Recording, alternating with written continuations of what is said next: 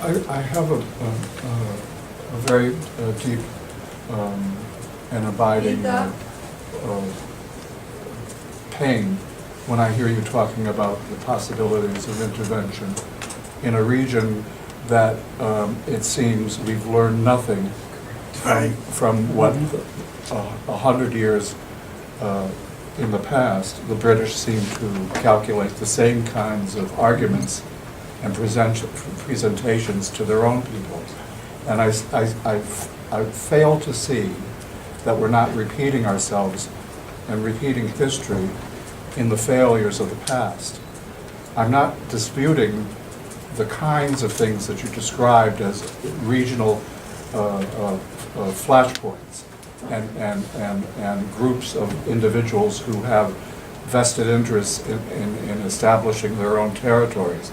What I fail to understand is why we need to be there and why we need to expend the kinds of resources in treasure and in blood all over again.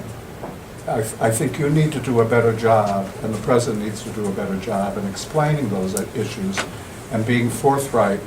That's not exposing ourselves on the intelligence side, but being forthright in why we have to be there. Because I have a feeling that whatever happens in Israel or what happens in Jordan or what happens in the Saudi Arabia, these tenuous alliances that we have with all of those that I've just named have a potential of dragging us into another war, one that's more pernicious than the one that we just ended.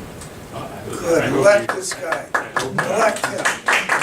No, seriously. I hope you don't hear either of us arguing for intervention. I think you're both hearing us express, I think, a leading edge of skepticism on intervention. And, as I mentioned, I think I remember Jim's position on this as well, but the only body that voted on intervention in Syria was the Senate Foreign Relations Committee. I was one of the small handful of votes against intervention in Syria for exactly the reason that you lay out, that if there is no direct parallel between what happened in Iraq in 2003 and what is happening today, except for the fact that we should have learned that we are pretty poor at trying to use the U.S. military to change the political realities on the ground in the Middle East. That's a lesson that should stay with us.